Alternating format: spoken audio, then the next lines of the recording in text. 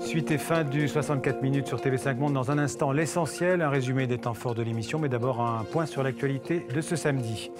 Des affrontements ont éclaté ce soir à Istanbul et à Ankara, face à face des milliers de policiers et des manifestants qui célèbrent le premier anniversaire de la révolte de la place Taksim. La police tente de disperser les manifestants à coups de gaz lacrymogène et de canons à eau.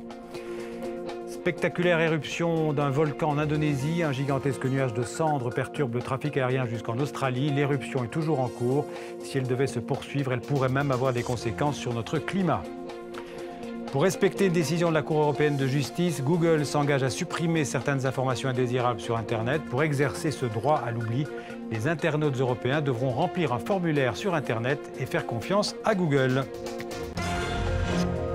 Comme promis en 2 minutes, un rappel de l'essentiel de ce monde en français, un résumé du 64 minutes préparé par Laure de Matos et Corinne Lannoy.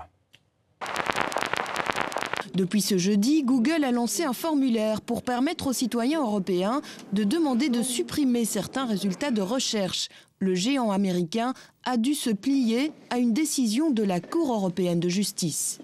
On peut empêcher un moteur de recherche de faire ressortir une page qui nous ennuie, mais la page, elle est toujours là, elle est toujours hébergée quelque part sur un serveur, sur Internet, et donc il suffit de prendre un autre moteur de recherche et on y arrive.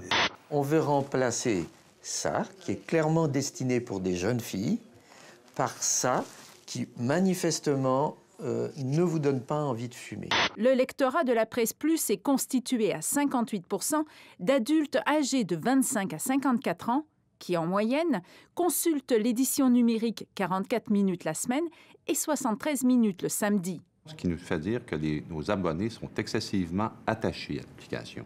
Ils adorent le contenu, le parcours, ils le dévorent. Les Québécois, ce sont des gens beaucoup plus pragmatiques que les Européens. Ils voient qu'il y a un problème, ils essayent de le résoudre, mais toujours avec la volonté de faire de l'information et de s'adresser à un public. Je trouve qu'en Europe, on devrait essayer de sortir de cette guerre de tranchées entre le papier et le numérique. C'est pas comme ça qu'on va faire avancer l'information. Ce qui compte, c'est quand même l'essentiel, c'est le contenu. J'écris tous les jours.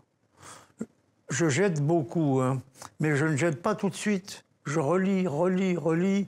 Et puis à un moment, je me dis, oh là là, ça, c'est banal ou non, c'est pas aussi bien écrit que je voudrais. Et puis je jette. Je ne jette pas, je broie. Au-delà du trafic aérien, les conséquences de l'éruption pourraient être plus importantes, refroidissant le climat. Les cendres, dans la haute atmosphère, peuvent intercepter une infime partie du rayonnement du Soleil.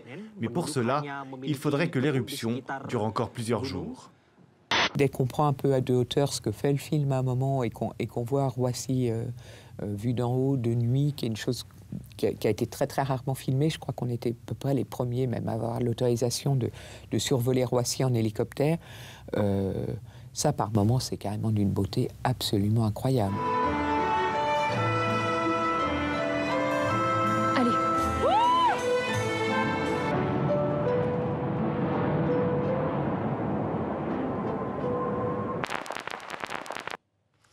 Voilà, avant de nous séparer, une pensée pour le dernier otage français, Serge Lazarevitch, détenu quelque part au Sahel depuis 919 jours. On pense aussi aux autres otages dans le monde et en particulier aux lycéennes enlevées au Nigeria. Fin de ce 64 minutes, on se retrouve demain pour un nouveau rendez-vous d'information sur la chaîne francophone mondiale. D'ici là, restez sur TV5, bien sûr. À demain, merci.